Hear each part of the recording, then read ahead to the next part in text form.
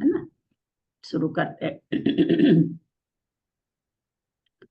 ओकारं बिंदु संयुक्तं नित्यं ध्यायन्ति योगिनः कामदं मोक्षदं चैव ओंकाराय नमो नमः।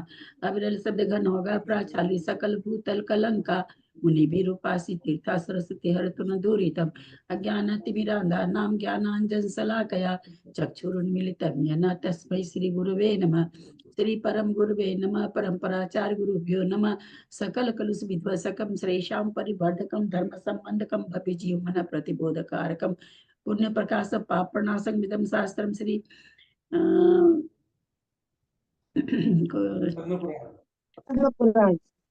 कौन भाई आज किसी नए आदमी को देख रहे हैं इंदौर से, SNV इंटरप्राइजेज। आपका परिचय? जय जिनेन्द्र ललिता जी। मेरा नाम संदीप अग्रवाल है, मैं इंदौर से हूँ। अच्छा, जी। कैसे हम लोग के ग्रुप से कैसे जुड़े? ये मैं राजेंद्र भाई साहब के थ्रू हरिवंश पुराण से जुड़ा था, तो अच्छा वहां से मुझे लिंक मिली थी ये पद्म पुराण की। अच्छा हाँ, तो उसके थ्रू हम इसमें जुड़े हैं ग्रुप में। अच्छा। जी इसी लिंक से हम लोग सुबह कर्म कांड जी पढ़ रहे हैं। अगर जी। आपको समय हो तो 10 बजे। नहीं, एक्चुअल में क्या है कि हम तो अब जैसे अभी भी शोरूम में हैं, लेकिन क्या होता है जैसे पद्म पुराण हरिवंश पुराण हम लोग एक्चुअल में क्या अग्रवाल हैं, और हाँ, हम लोग क्या है मैं कि भी अभी मैं भी जी। अग्रवाल हूँ। अच्छा, तो हम लोग तो अभी अगर कभी देखें तो पूरी तरीके से जो है करीब श्वेतांबर में पहले हम लोग जैनिज्म फॉलो करते थे, और फिर क्या अच्छा। है अब तेरापंथी दिगंबर जैन को हमने समझा, तो फिर हम्म हम अब डेली मंदिर और अभिषेक और ये सब करते हैं।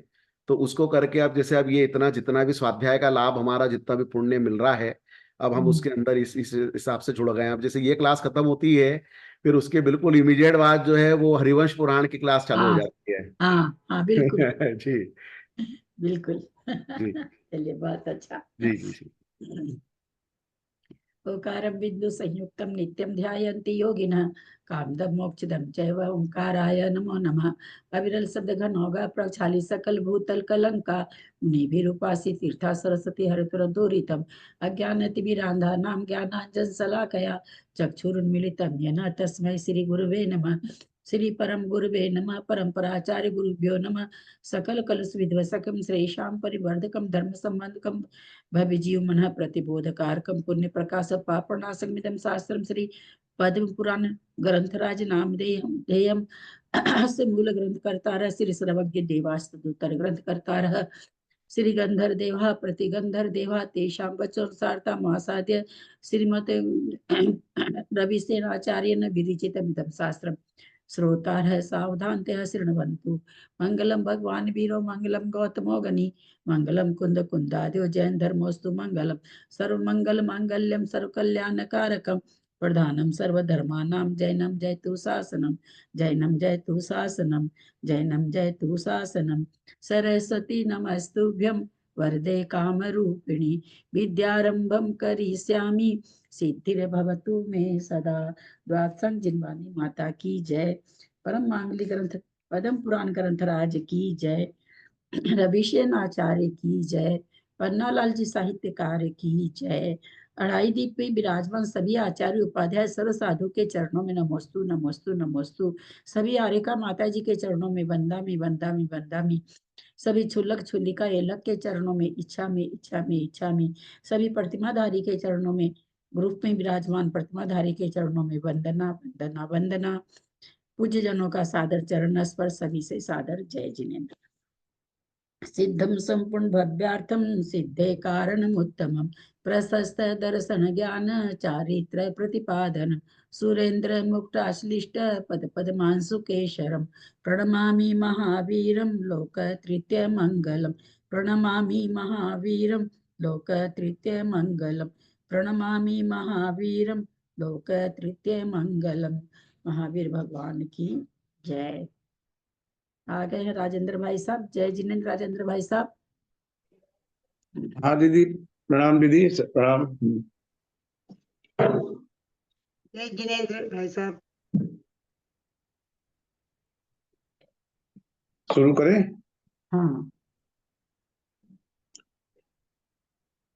बोलो महावीर भगवान की जय। रूप में विराजमान सभी प्रतिमाधारियों को सादर वंदना, आदरणीय दीदी को प्रणाम, सभी श्रोताओं को जय जिनेन्द्र और वसंत पंचमी की बहुत बहुत शुभकामनाएं। अभी हम लोग 70वें पर्व का आज रिवीजन करेंगे। इसमें इसके पहले हम लोगों ने पढ़ा था कि रावण ने बहुरूपिणी विद्या को सिद्ध करने का निश्चय किया और किस प्रकार से पूरे शहर में वहाँ पूरे नगर में रावण ने यह आदेश जारी करा दिया कि सभी शांति पूर्वक रहेंगे, भक्ति आदि करेंगे। ये सब वर्णन पहले पढ़ा था। तो रावण बहुरूपिणी विद्या को साधने जा रहा है, यह समाचार जब राम की सेना में सुनाई पड़ा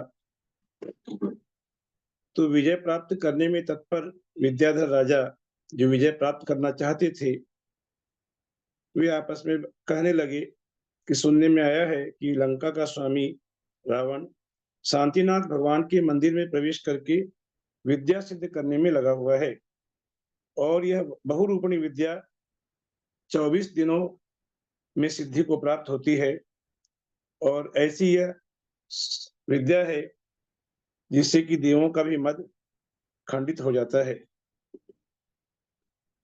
इसलिए हमें कुछ करना चाहिए, क्योंकि यदि रावण बहुरूपिणी विद्या को सिद्ध कर लेता है तो फिर उसे जीतना नामुमकिन जैसा हो जाएगा। तो कुछ उपाय करना चाहिए।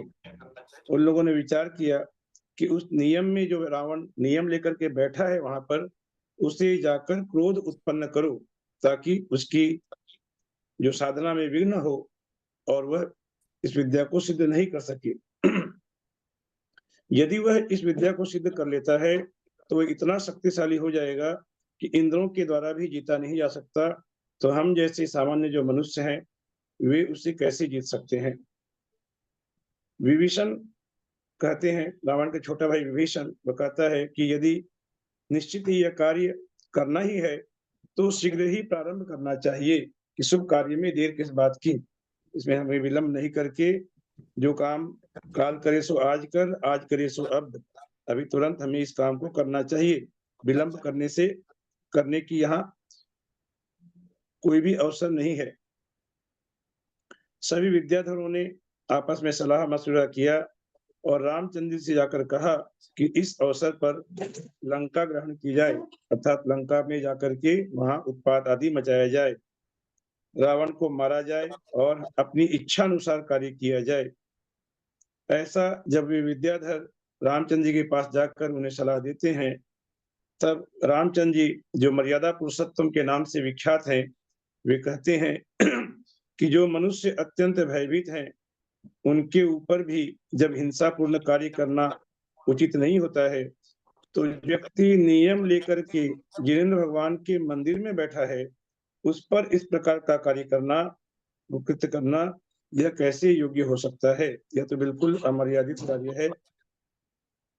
जो उच्च कुल में उत्पन्न है, अहंकार से उन्नत है, शस्त्र चलाने के कार्य में जिन्होंने परिश्रम किया है, ऐसे क्षत्रियों की, अर्थात वे अपने लिए कहते हैं कि हम लोग जो क्षत्रिय हैं, हम लोग उच्च कुल में पैदा हुए हैं और शस्त्र आदि चलाने के कार्यों में सीखने में हम लोगों ने मेहनत की है, ऐसे हम जैसे क्षत्रियों के लिए ऐसा कार्य करना शोभनीय नहीं है। रामचंद्र जी ने इस पूरे पर्व में मात्र बस इतना ही कहा, इसके अलावा रामचंद्र जी ने और कुछ भी नहीं कहा। इसके बाद हम देखेंगे, आगे पढ़ेंगे कि जब देव आकर के उलाहना देते हैं राम को, तब भी राम कोई उत्तर नहीं देते हैं, उत्तर लक्ष्मण ही देते हैं। तो अब राम ने जब इस प्रकार की बात कही तो वे विद्याधर विचार करने लगे कि हमारे स्वामी तो महापुरुष हैं, ये मर्यादा पुरुषोत्तम है, ये कभी भी अधर्म में प्रवृत्ति नहीं करेंगे, ऐसा निश्चित है। तो फिर क्या किया जाए। उन विद्याधरों ने एकांत में अपने अपने कुमार लंका की ओर रवाना किए और कल चलेंगे, हम लोग कल चलेंगे, इस प्रकार का वहां पर निश्चय किया। और वे विद्याधर 8 दिन तक सलाह ही करते रहे। उन्होंने यद्यपि विचार किया, लेकिन 8 दिन तक वे ऊहापोह में रहे, मंत्रणा ही करते रहे कि क्या करना चाहिए, क्या करना चाहिए। हम लोग पहले पढ़ चुके हैं कि वह अष्टामी का पर्व के दिन थे पर्व में 8 दिन जब इसी प्रकार बीत गए, तो अंत में जब पूर्णिमा का दिन आया, तब पूर्ण चंद्रमा के समान मुख्य धारक एक दो जन और का खुला हुआ है, थोड़ा म्यूट कर लीजिए ना, आवाज डबल आ रही है। मीना अनेक प्रकार एंटरप्राइजेज 2 का खुला हुआ है। जीत इंटरप्राइजेज और मीना जैन 2 जन का खुला हुआ है। कृपया म्यूट कर लिए सभी कोई। तो पूर्णिमा का जब दिन आया, तब वे विद्याधर, जो कि अनेक प्रकार की ध्वजाओं से सुशोभित थे, वे विद्याधर अनेक प्रकार के वाहनों से युक्त रथों में और विमानों पर आरूढ़ होकर के निशंक होते हुए, अर्थात उन्होंने निश्चय कर लिया कि ये कार्य हमें करना ही है। यद्यपि राम ने अनुमति नहीं दी थी, राम ने ऐसा कहा कि ये करना उचित नहीं है, फिर भी विशेष परिस्थितियों में अनेक बार जो शिष्य होते हैं वे गुरु की आज्ञा के बिना भी कार्य करते हैं, तो ये कार्य उन्हें बहुत ही जरूरी जान पड़ा कि विद्या सिद्ध करने से उसे रोका जाए। तो इसीलिए अनेक प्रकार के वाहनों से आरूढ़, रथों और विमानों पर आरूढ़ होकर के वे लंका की ओर वे पराक्रमी विद्याधर चल पड़े। उस समय रावण को कुपित करने की भावना से युक्त थे। उनका उद्देश्य था कि रावण को कुपित किया जाए, उसकी साधना को भंग किया जाए। ऐसे वे वानर कुमार भवनवासी देवों के समान देदीप्यमान हो रहे थे। उन कुमारों के अनेक नाम बताए यहाँ पर, मकरध्वज, साटोक, चंद्रा, वातायन आदि से लेकर के यहाँ पर इंद्रवज्र और बल, माने जो प्रमुख प्रमुख जो पराक्रमी विद्याधर थे, उनके कुल 28 नाम यहाँ पर बताए गए हैं। इनमें से प्रत्येक के रथ में 100 घोड़े जुटे हुए थे और पदातियों के मध्य में स्थित भी परम तेजस्वी, पदाती मतलब पैदल जो सैनिक थे, उनके मध्य में स्थित तेजस्वी कुमार मन के समान वेगशाली सिंह, वराह, हाथी और व्याघ्र रूपी वाहनों के द्वारा लंका की ओर चले। ऐसे वे वेगशाली वाहन थे कि जिस प्रकार हमारा मन क्षण मात्र में कहां से कहां पहुंच जाता है, उसी प्रकार के वेगशाली वाहनों पर सवार होकर वे लंका की ओर चले। जिनकी सेना रूपी सागर से अत्यंत गंभीर शब्द उठ रहा था, जो मान को धारण कर रहे थे, अतिशय उन्नत थे।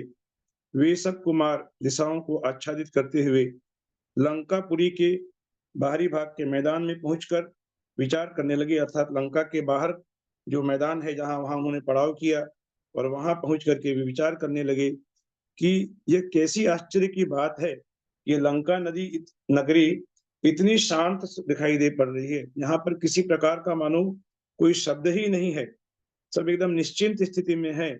इस लंका के निवासी इतने शांत चित्त क्यों दिखाई पड़ रहे हैं? वहां के योद्धा भी इस प्रकार से वहां शांत है, सभी योद्धा, मानो यहाँ पहले कभी युद्ध हुआ ही नहीं हो। लंकापति का यह विशाल धैर्य, यह उन्नत गांधीर्य और यह लक्ष्मी तथा प्रताप से उन्नत सत्व बल, ये धन्य है। अर्थात उन्होंने भी, यद्यपि वे रावण की साधना नष्ट करने के लिए गए थे, लेकिन उन्होंने रावण की इस गुण की प्रशंसा की और कहा कि यह धन्य है। यद्यपि महाबलवान कुंभकर्ण, इंद्रजित, मेघनाद ये हमारे बंदीगृह में पड़े हुए हैं, प्रचंड बलशाली भी जिन्हें नहीं पकड़ सकते थे, ऐसे ये सूरवीर अनेक युद्ध में मारे गए हैं, फिर भी यहाँ किसी को कोई भी शंका दिखाई नहीं पड़ रही है। इस प्रकार वे विद्याधर आपस में वार्तालाप करके बहुत ही आश्चर्य को प्राप्त हुए और कुछ संकित से भी हुए कि कहीं कुछ दाल में काला तो नहीं है, इस प्रकार का शांत वातावरण यहाँ क्यों छाया हुआ है, ऐसी शंका भी उन्हें हुई। ऐसी स्थिति में जब इस प्रकार की मंत्रणा चल रही थी, तब विभीषण का पुत्र, जिसका नाम दिया गया है सुभूषण, उस पुत्र ने वातायन नाम के विद्याधर से कुछ इस प्रकार कहा।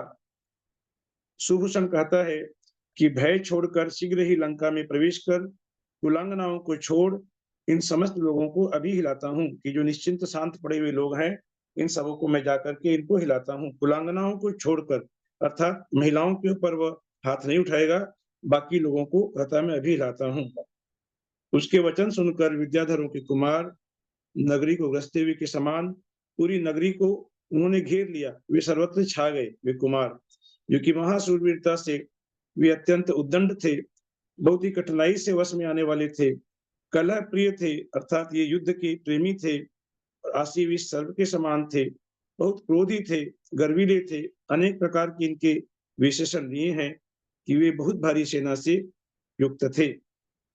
सिंह तथा हाथी के शब्दों से मिश्रित घेरी एवं दुंदुभी आदि के अत्यंत भयंकर शब्द को सुनकर कि जो लंका नगरी, जो पूरी की पूरी नगरी वहां पर शांत चित्त होकर के भगवान की भक्ति में लीन थी, वहां पर इस प्रकार का जब भयंकर शब्द हुआ तो वह लंका नगरी कांप उठी, दहल गई कि अचानक से ये शब्द कैसा हो गया है। तो जो आश्चर्यचकित होकर के भयभीत हो गई थी, ऐसी स्त्रियां जिनके आभूषण गिर गिर कर शब्द कर रहे थे, माने इस प्रकार के वहां पर अचानक से जब शब्द हुआ तो वहां की स्त्रियां भयभीत हो गई, उनके आभूषण गिरने लगे और शब्द करने लगे। ऐसी स्त्रियां अपने पतियों की गोद में जा छिपी। जो अत्यंत विवल थे, जिनके वस्त्र वायु से इधर उधर उड़ रहे थे, ऐसे विद्याधरों के आकाश में बहुत ऊंचाई पर शब्द करते हुए वे विद्याधर चक्राकार भ्रमण करने लगे। चक्र की तरह वे सर्किल के शेप में वे सभी विद्याधर लंका नगरी में भ्रमण करने लगे। नहीं, इसमें रावण तो का जो भवन, आसमान में ऊपर लिखा है ना, हाँ जी, आकाश में बहुत ऊंचाई पे चक्राकार में भ्रमण करने। हाँ, बहुत ऊंचाई पर शब्द करते हुए वे विद्याधर चक्र आकाश, आकार भ्रमण करने लगे। चक्र जैसे गोल गोल घूमता है, वैसे वे गोल गोल घूमने लगे, बहुत शब्द करते हुए। उनके शब्द अचानक से वहां पर गूंजने लगे। तो रावण का जो भवन महारत्नों की किरणों से देदीप्यमान था, जहां मंगलमय तुरही और मृदंगों का गंभीर शब्द हो रहा था, पूजा पाठ के शब्द हो रहे थे, वाद्य यंत्रों के, और रहने वाली वहां की स्त्रियां उत्तम संगीत और नृत्य में निपुण थी, अर्थात पूरा भक्ति का वातावरण था वहां पर। वाद्य यंत्र गूंज रहे थे और स्त्रियां जो हैं भक्ति नृत्य कर रही थी, जिन पूजा में वे तत्पर थी, और जिसमें ऐसे रावण के भवन में जो अंतःपुर रूपी सागर विद्यमान था, कि अंतःपुर क्या था, वो एक समुद्र के समान था। हम लोग पढ़ चुके हैं कि 18,000 स्त्रियां थी रावण की, उसे कहा अंतःपुर रूपी सागर से जो विद्यमान था, वह तुरही के कठोर शब्द को सुन क्षोभ को प्राप्त हो गया, कि जो मृदु शब्द वहां पर जो हो रहे थे, उस मृदु शब्द के स्थान पर ये कठोर गर्जनाएं जब गूंजने लगी तो वह अंतःपुर क्षोभ को प्राप्त हो गया। सब ओर से सभी आकुलित हो उठे, और कोई स्त्री विह्वल होती हुई विचार करने लगी कि हाय हाय, यह क्या कष्ट आ पड़ा है। शत्रुओं के द्वारा किए हुए इस क्रूरतापूर्ण कार्य में आज क्या मरना पड़ेगा। कोई स्त्री सोचने लगी, न जाने मुझे पापी लोग बंदी गृह में डाल देंगे या वस्त्र रहित करके लवण समुद्र में फेंक देंगे। जब नगर के समस्त लोग इस प्रकार से आकुलता को प्राप्त हो गए थे, वहां आतंक का साम्राज्य छा गया था। कहाँ तो बिल्कुल शांति और भक्ति का वातावरण था, उसकी जगह आतंक ने ले लिया था।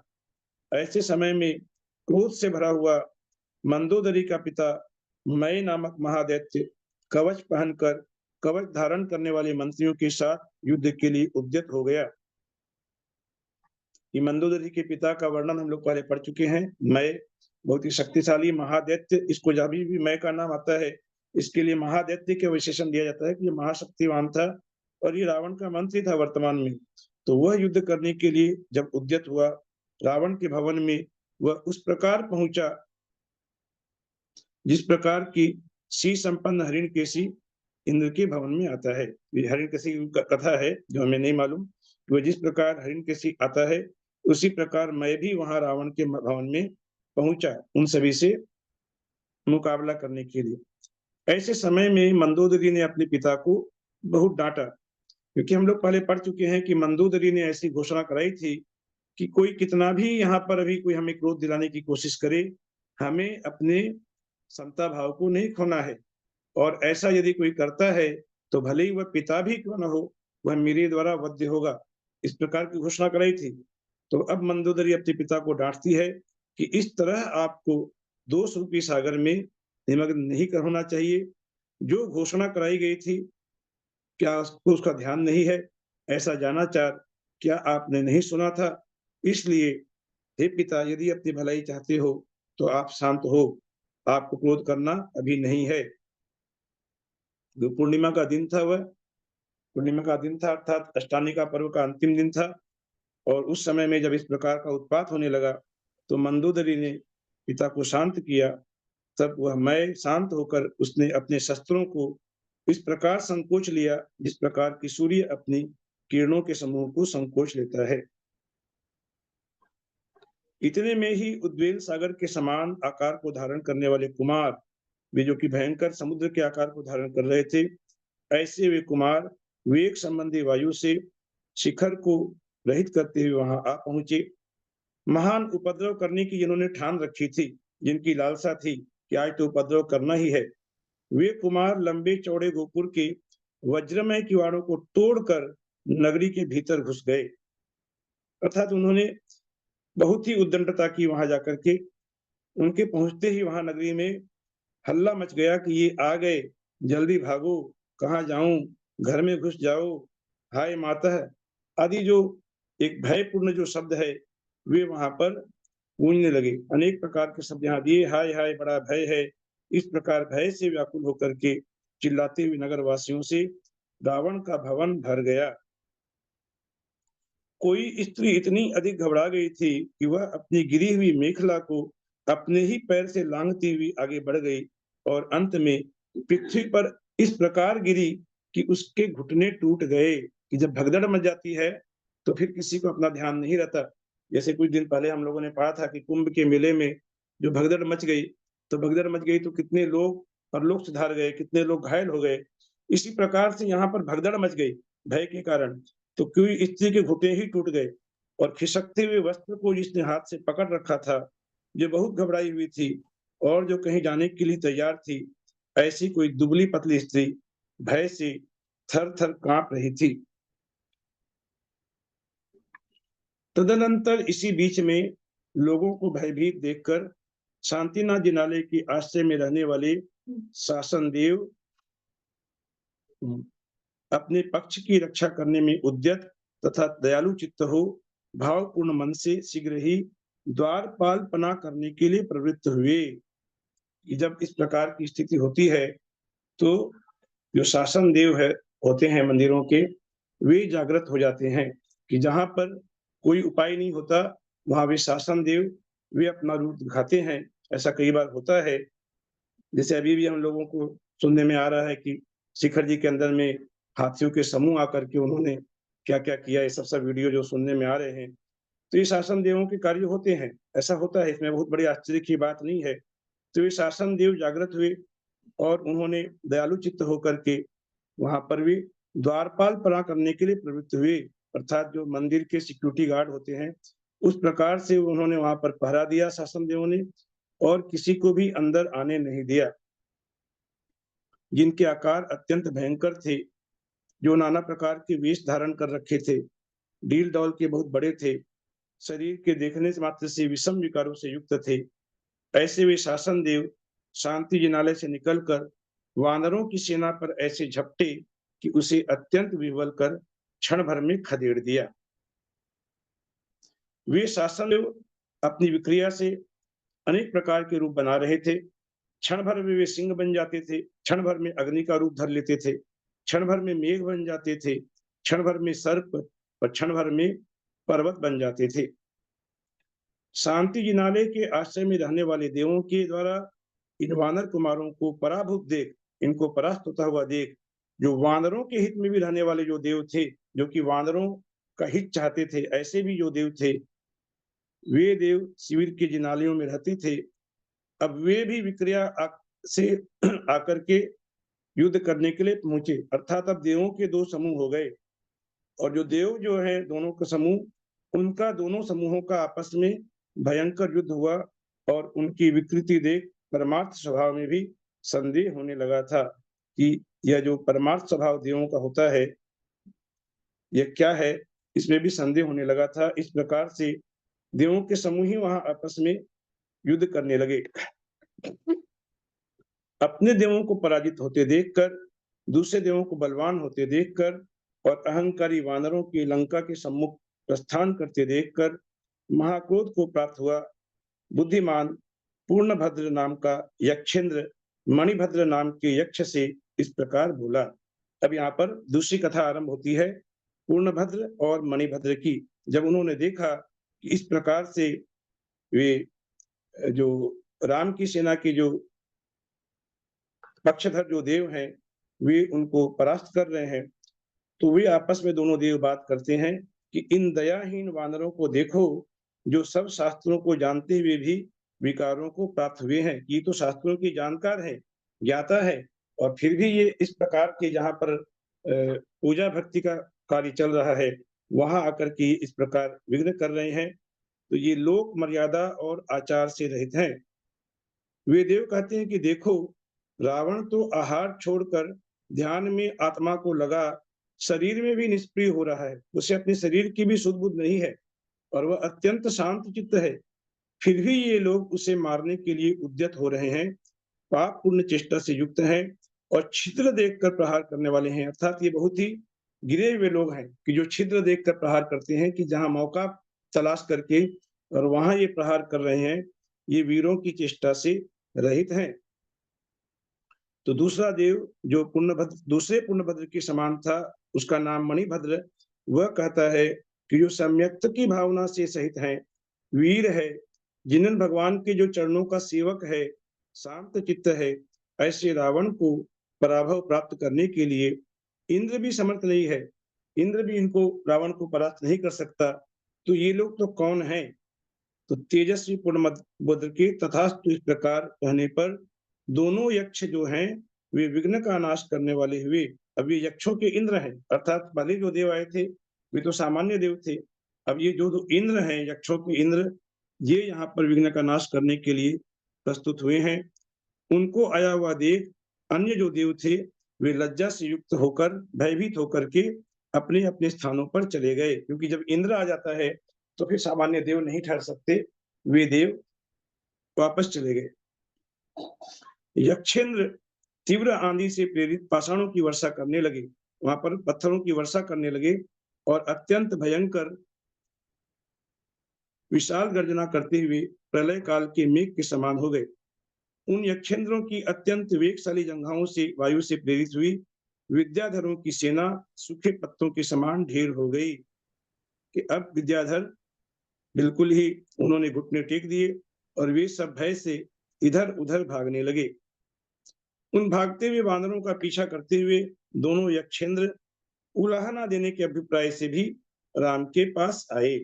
अब ये राम के पास पहुंचते राम दोनों लक्ष्य किस लिए? उलाहना देने के लिए। इस उलाहना अर्थात क्या?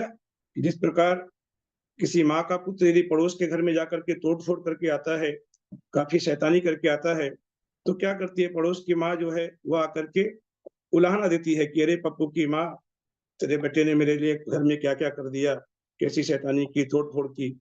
इसी प्रकार से वह उलाहना देने के लिए, शिकायत करने के लिए राम के पास वे दोनों यक्षेंद्र आते हैं। राम की पहले उन्होंने प्रशंसा की, क्योंकि वे मर्यादा पुरुषोत्तम थे राम। उनकी प्रशंसा करके कहे कि तुम श्रीमान राजा दशरथ के पुत्र हो, अप्रशस्त कार्यों से तुम सदा दूर रहते हो। ये हम मालूम है, हम जानते हैं कि अप्रशस्त कार्य तुम नहीं करते हो, शुभ कार्यों में ही सदा उद्यत रहते हो और शास्त्रों रूपी समुद्र के पारगामी हो, शुद्ध गुणों से तुम उन्नत हो। हे भद्र, इस तरह सामर्थ्यवान होने पर भी क्या यह कार्य उचित है कि आपकी सेना के लोगों ने नगरवासी जनों को नष्ट भ्रष्ट किया है? जिसके प्रयत्न पूर्वक कमाई हुए धन का हरण करता है वह उसके प्राणों को हरता है। यदि कोई व्यक्ति किसी की मेहनत की कमाई जो है, बहुत खून पसीने की जो कमाई है, उसका यदि वह हरण कर लेता है तो कैसा होता है? मानो उसके प्राणों को ही हर लिया। उसे इतनी ठेस लगती है, उसके प्राणों को हर लिया। क्योंकि धन बाह्य प्राण कहा गया है कि धन क्या है? एक तरह से बाहरी प्राण ही है। धन के बिना तो मनुष्य के प्राण निकल ही गए, समझो, ऐसा होता है। तो आपके लोगों ने, ये जो आपके जो शैतान जो सेना है, ये इन लोगों ने अमूल्य हीरा, वैडूर्य मणि, मूंगा आदि से व्याप्त लंका नगरी को ध्वस्त कर दिया है और उनकी स्त्रियों को अत्यंत व्याकुल किया है।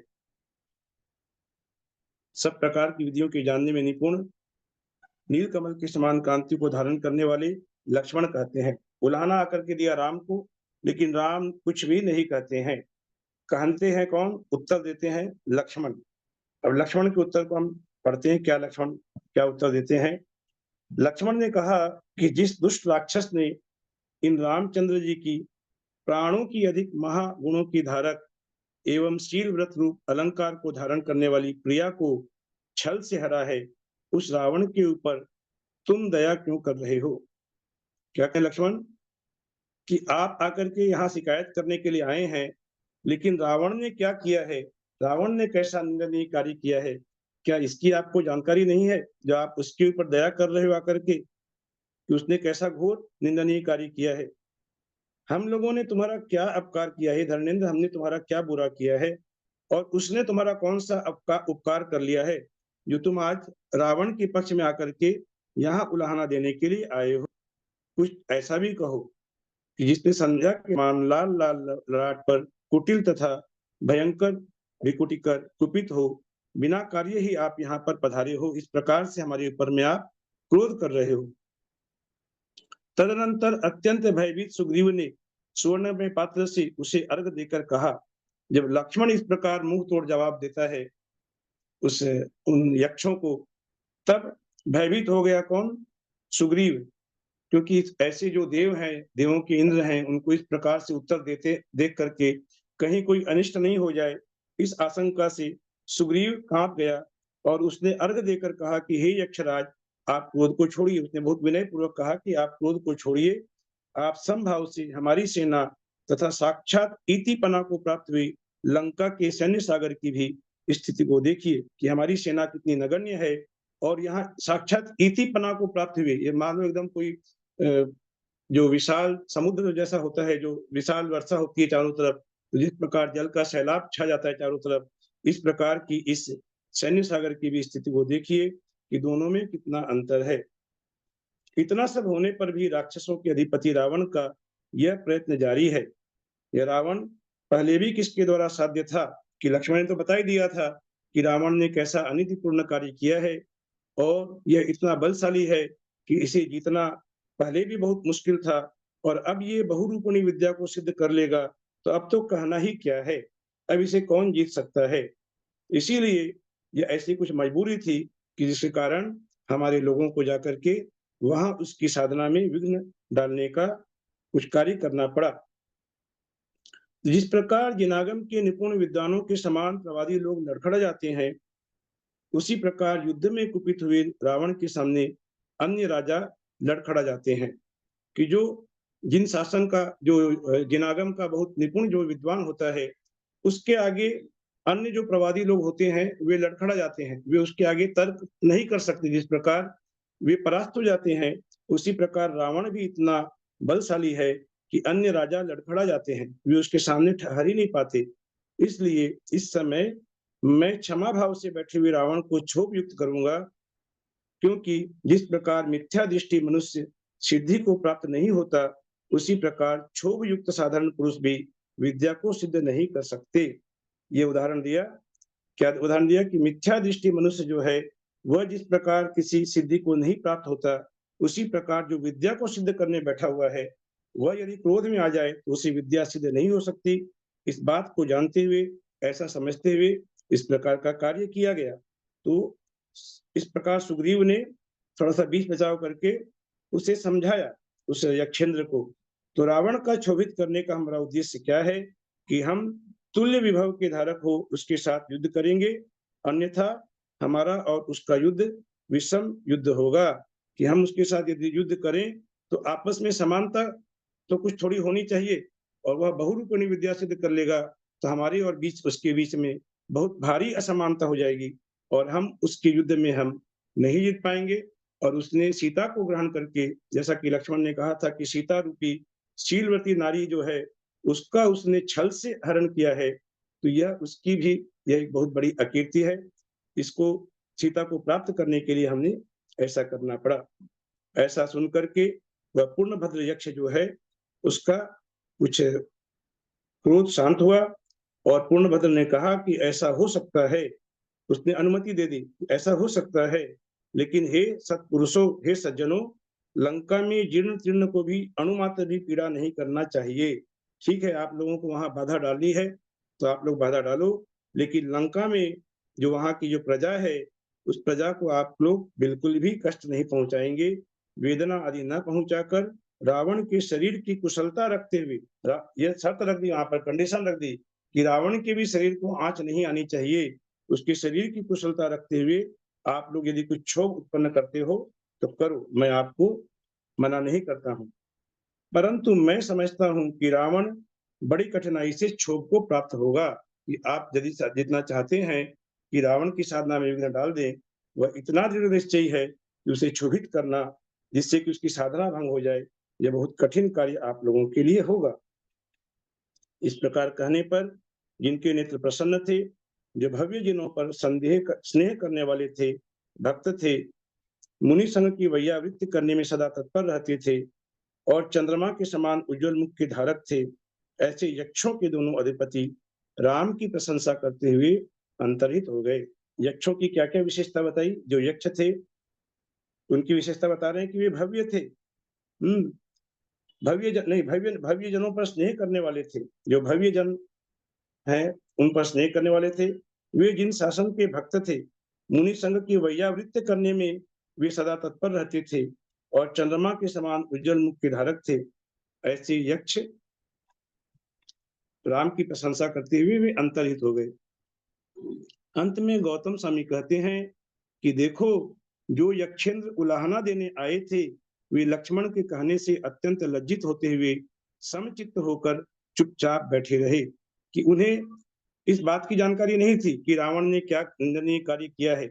जब लक्ष्मण ने उस प्रकार से उन्हें वापस से प्रत्युत्तर दिया कि आप रावण की भी करतूतों को देखो, तब वे निरुत्तर हो गए, वे समचित्त होकर के चुपचाप बैठे रहे। तो जब तक निर्दोषता है, तभी तक निकटवर्ती पुरुषों में अधिक प्रीति रहती है, कि हमारे जो आसपास के लोग हैं उनमें हमें प्रेम कब तक रहता है? जब तक हम उन्हें दोष रहित समझते हैं कि वे बहुत गुणवान हैं, ऐसा जब तक समझते हैं तब तक ही प्रीति रहती है।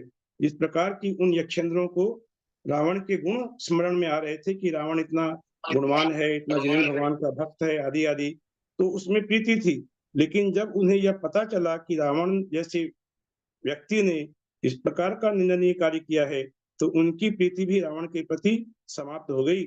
सो ठीक ही है, क्योंकि उत्पात सहित सूर्य की कौन इच्छा करता है? सूर्य की इच्छा हम कब करेंगे? कि जब तक सूर्य हमें हमारा उपकार करने वाला होगा। लेकिन वही सूर्य यदि उत्पात करने लगता है, प्रचंड गर्मी से जब कष्ट पहुंचाने लगता है, तो उस सूर्य की इच्छा कौन करता है? अर्थात कोई नहीं। इसका भावार्थ बताया कि जिस प्रकार लोग उत्पात रहित सूर्य को चाहते हैं, उसी प्रकार दोष रहित निकटवर्ती मनुष्य को सभी चाहते हैं। जब उसमें दोष दिखाई देने लगते हैं कि उसने इस प्रकार का दोष किया, तब फिर उस व्यक्ति से, यदि हमारे दैनिक जीवन में भी ऐसा घटता है कि जिसके प्रति हमारे मन में बहुत ज्यादा सम्मान है, उसकी यदि कोई दोष हमें सुनने में आ जाए, दिखने में आ जाए, तो फिर उस व्यक्ति के प्रति सम्मान उसी प्रकार खत्म हो जाता है जिस प्रकार उन यक्षेंद्रों का रावण के प्रति सम्मान खत्म हो गया था। तो यहाँ पर ये जो हम लोगों ने पर्व पढ़ा, इस पर्व से हमें एक बड़ी शिक्षा ये मिलती है। बड़ी शिक्षा वो क्या है कि हमें सांसारिक सुखों की याचना के लिए देवी देवताओं की शरण में नहीं जाना चाहिए। जैसे कि रावण के चरित्र की भी ये एक बहुत बड़ी विशेषता दिखाई पड़ती है। उसने जिनेंद्र भगवान की सिद्धि की, जिनेंद्र भगवान के मंदिर में जाकर के उसने भक्ति आदि की, और ये पहली बार नहीं की, इसके पहले भी ऐसे प्रकरण आए हैं कि रावण ने जिनेंद्र भगवान की अपूर्व भक्ति की। इस प्रकार के हम लोग पहले पढ़े हैं कि कैलाश पर्वत को रावण ने उठा लिया था। जिस कैलाश पर्वत पर बाली मुनि तपस्या कर रहे थे, तो बाली मुनि ने जब अपने अंगूठे से उस कैलाश पर्वत को थोड़ा सा दबाया, तो रावण त्राही त्राही करने लगा और रावण रोने लगा। उसी से उसका नाम रावण पड़ गया उसी समय से, अन्यथा उसका नाम पहले दशानन था। उस समय रावण को अपनी गलती का एहसास हुआ और रावण वहां पर जिनेंद्र भगवान के मंदिर में, वहां भी शांतिनाथ भगवान के मंदिर था शायद, वहां उसी मंदिर में रावण ने अपूर्व भक्ति की। अपनी जो नाड़ी की जो नस है उसको निकाल कर उसने वीणा बनाई और उससे मधुर संगीत करते हुए रावण बहुत ही भक्ति करने लगा। तब उस समय भी धर्मेंद्र वहां पर आए थे और धर्मेंद्र ने आकर के कहा था कि मैं तुम्हारी भक्ति से बहुत प्रसन्न हूँ, तुम कुछ मांगो, तुम्हें मैं कुछ वरदान देना चाहता हूँ। ये हम लोगों ने पढ़ा है पद्म पुराण के पहले भाग में 9वें पर्व में ये पढ़ा था हम लोगों ने कि उसने कहा कि तुम कुछ वरदान मांगो। तब रावण ने उत्तर दिया कि जिसको जिन वंदना के समान और कौन सी शुभ वस्तु है, आप मुझे कुछ देना चाहते हैं तो जिन वंदना के समान और कौन सी शुभ वस्तु है जिसे देने के लिए उद्यत हुए आपसे मैं कुछ मांगू। ये आप तो देना चाहते हैं, लेकिन क्या जिन वंदना से बढ़कर के कुछ आपके पास है तो आप दीजिए, मैं आपसे मांगू। तो इस बात को सुनकर वह धर्मेंद्र जो था वह निरुत्तर हो गया और उसने कहा कि उससे बढ़कर तो मेरे पास कुछ नहीं है, फिर भी मैं तुम्हारी भक्ति से प्रसन्न हूँ, तुम कुछ मांगो, तुम्हें कुछ लेना होगा मेरे से। इस प्रकार का उन्होंने आग्रह करके जबरदस्ती करके रावण को क्या दिया, अमोघ विजया नाम की शक्ति दी और उसी शक्ति का रावण ने प्रयोग किया लक्ष्मण के ऊपर, जिसके कारण लक्ष्मण मूर्छित हो गया। वही अमोघ विजया शक्ति जो कि बाद में हम लोगों ने पढ़ा कि वह जब लक्ष्मण वापस से सचेत हुए तो वह अमोघ विजया शक्ति वहां पर भागने लगी। तब हनुमान जी ने उसे उछल कर पकड़ लिया, उसकी बहन का नाम बताया प्रज्ञप्ति। ये सब वर्णन पढ़े हैं। तो कहने का तात्पर्य यह है कि देवी देवताओं से मांगने की कोई जरूरत नहीं होती। हमारी भक्ति से ये देवी देवता स्वयं प्रसन्न हो जाते हैं, क्योंकि ये भी उन्हीं के भक्त हैं जिनके हम भक्त हैं। तो ये अपने आप प्रसन्न होते हैं और ये अपने आप, जिस प्रकार रावण को उसने आग्रह करके दिया, रावण लेना नहीं चाह रहा था फिर भी उसने आग्रह करके दिया, तो ये जो संसार के सुख हैं ये अपने आप मिल जाते हैं। पद्म पुराण में ऐसे और भी बहुत वर्णन पढ़ने को मिले हैं। नमी विनमी के वर्णन भी हमें पढ़ने को मिले हैं कि नमी विनमी जो कि आगे चल करके भगवान आदिनाथ के गणधर हुए, वे नमी विनमी आकर के जब भगवान तप में लीन थे, दीक्षा कल्याण उनका हुआ था और तप कर रहे थे 1 वर्ष का प्रतिमा योग लेकर, तो उनके चरणों से लिपट गए। ऐसा वर्णन आदि पुराण में भी पढ़ने को मिला है कि वे चरणों से लिपट हो गए कि संसार की भोगों की याचना करने के लिए। तब धर्मेंद्र का आसन कंपायमान हुआ और धर्मेंद्र ने आकर कहा कि यहाँ पर आप विघ्न क्यों कर रहे हो, यहाँ पर भगवान तपस्या में लीन है। तो उन्होंने कहा हमें तो संसार के भोग चाहिए। तब धर्मेंद्र ने कहा कि यदि भोग ही चाहिए तो जाकर भरत से मांगो। तो कहा भरत से क्यों मांगेंगे, जब साक्षात भगवान हमारे सामने हैं तो हम भरत से क्यों याचना करने जाएं। तो उनकी भक्ति को देख करके धर्मेंद्र को झुकना पड़ा और धर्मेंद्र ने उन्हें विजयाद पर्वत की उत्तर और श्रेणी के जो 110 विद्याधरों के नगर हैं वे राज्य दिए। ये मैंने थोड़ा सा अतिरिक्त रूप में आपको बताया अभी कि ये हमें शिक्षा प्राप्त होती है कि रावण के चरित्र से भी ये शिक्षा प्राप्त होती है कि कोई भी कार्य करना हो तो जिन्हें भगवान से बढ़ करके और कोई नहीं होता। जब लो देवादिदेव आदिनाथ भगवान की जय।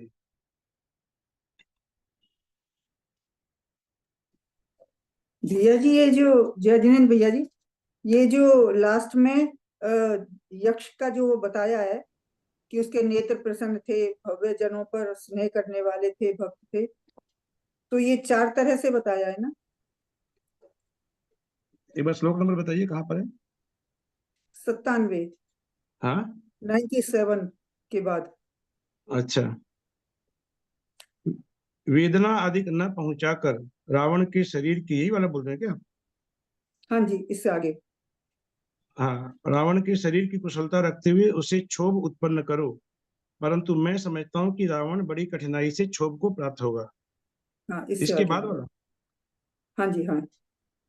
कि इस प्रकार कहकर जिनके नेत्र प्रसन्न थे, जो अर्थात अब ये उन यक्ष इंद्रों के लिए कह रहे हैं कि जिनके नेत्र प्रसन्न थे, जो भव्य जनों पर स्नेह करने वाले थे, अभव्य पर स्नेह नहीं, भव्य जनों पर स्नेह करने वाले थे, भक्त थे। किसके भक्त थे, जिन शासन के भक्त थे, और मुनि संघ की वैयावृत्ति करने में भी सदा तत्पर रहती थे। अर्थात मुनि संघ के जो चतुर्विध संघ है उनकी भी वे रक्षा करते थे और चंद्रमा के समान उज्जवल मुख के धारक थे। ऐसे यक्ष राम की प्रशंसा की उन्होंने। ये 5 तरह से बताया है, मतलब उनको 5 उसमें बताया ना उनकी वो। नेत्र प्रसन्न थे पहला, भव्यजनों पर स्नेह करने वाले थे दूसरा, भक्त थे ये तीसरा, और मुनि संघ की व्यायावृत्ति करने में तत्पर थे चौथा, और चंद्रमा के समान उज्जवल मुख के धारक थे। 5 ही हुए। हाँ। और ये जो 2 यक्ष थे, पूर्णभद्र और मणिभद्र, ये 2 यक्ष ही आज के दिन जो है क्या कहते हैं उसको, जो अपने है ना शासन देव। शासन देव, हाँ शासन देव जो है चिंसुड़ा में भी जिनका यहाँ पर लगा हुआ है, हाँ, क्षेत्रपाल जी, हाँ ये क्षेत्रपाल के रूप में यही पूजित है। मणिभद्र पूर्णभद्र जो नाम यहाँ पर मिला है, तो ये शासन देव है। आज भी शासन देव के रूप में इनकी आराधना होती है। लेकिन मैंने जो अंत में कहा, मेरे कहने का तात्पर्य है कि सबका यथा योग्य सम्मान होना चाहिए। ये भी सम्मान के पात्र हैं और इनका हमें जय जिनेंद्र कहकर सम्मान करना चाहिए। और हम यदि भगवान की भक्ति करेंगे तो ये हमारे ऊपर बिना स्तुति किए ही प्रसन्न रहेंगे, और यदि भगवान की भक्ति नहीं करेंगे तो इनकी जितनी भी स्तुति आप कर लें, ये कभी प्रसन्न होने वाले नहीं हैं। इसीलिए जिन भगवान की स्तुति करनी चाहिए, और ये भी आदर सम्मान के प्राप्त है। इन्हें जय जिनेंद्र कह करके हमें इनका भी आदर करना चाहिए, क्योंकि ये तो जिन शासन के देवी देवता हैं, कभी भी इनका निरादर नहीं करना चाहिए।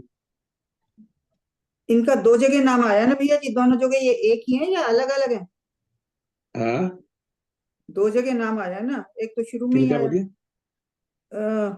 पूर्णभद्र और मणिभद्र जो यक्ष है, हाँ उनका एक तो पहले आ गया था जब वो हाँ, 2 बार नाम रावण आया के इनका। उसमें, फिर दोबारा आया ना, तो दोनों एक ही हैं या वो दूसरे इंद्र हैं और हाँ। ये वो? नहीं, वही है ना, वही है। वही है। अच्छा, यक्ष के जो यक्ष जाति के जो व्यंतर देव होते हैं, उनके इंद्र बताया इनको, उनके ये इंद्र थे। इंद्र थे। वो आपने किसकी बहन का नाम बताया?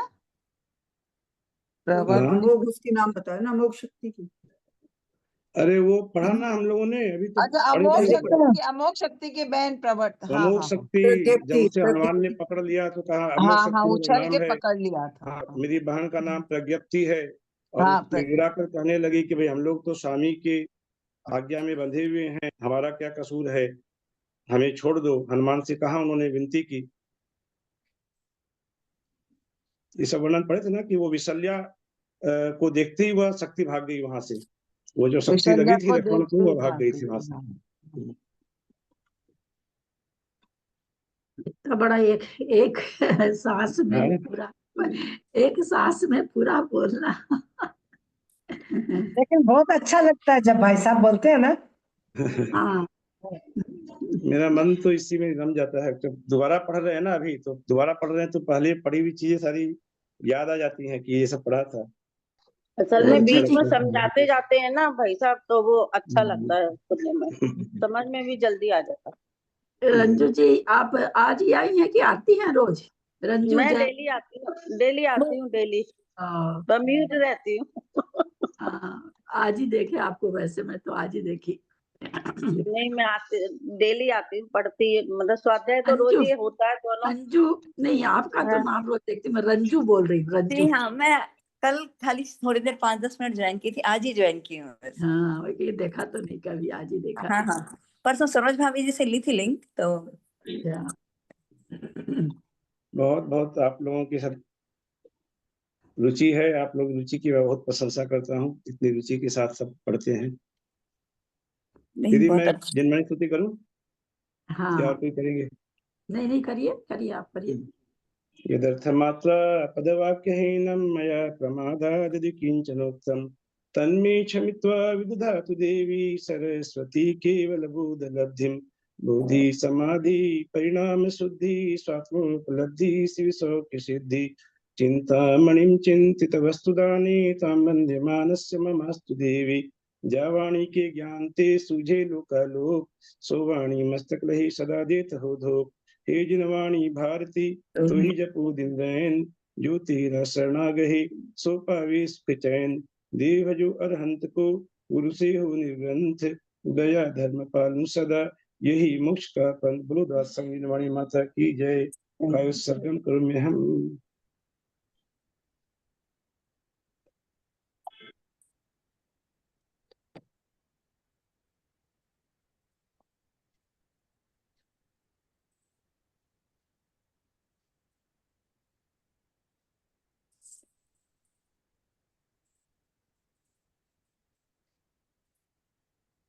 नैना जी को वंदना, बड़ों को सादर प्रणाम, सबको जय जिनेंद्र।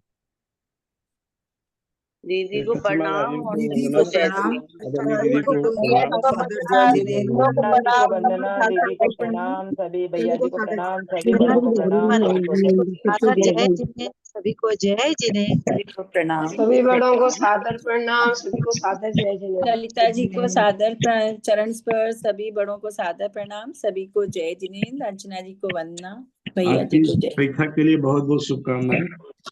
अंजना जी को वंदना, बड़ों का सादर चरण स्पर्श, भाई साहब सादर जय जिनेंद्र, भाई साहब सभी का सादर जय जिनेंद्र। ललिता जी को धूप करते हैं, अंजना जी को वंदना, भाई साहब को सादर जय जिनेंद्र। परीक्षा के लिए बेस्ट ऑफ लक। सभी को जय जिनेंद्र, सादर प्रणाम। इस बार तो परीक्षा में इंदौर से कोई फर्स्ट आए, है ना? इंदौर से आए ना? मेरा उसमें आधा सेकंड का अंतर रह गया, वो 20 सेकंड पहले जमा कर दी थी। अर्चना जैन कौन है भाई? आज अभी तो आज तो नहीं दिख रही है। अर्चना जैन आई ना कोई इंदौर से, यही नाम था ना? हमको आज तो नहीं दिख रही है अर्चना नाम से कोई। चलिए, बेस्ट ऑफ लक। पेपर भेज देंगे वो तुरंत, फटाफट दीजिए। एंड कर रही हूँ मीटिंग को। सादर प्रणाम, सादर प्रणाम, सभी बड़ों से सादर प्रणाम, सभी से जय जिनेंद्र। एंड कर रहे हैं।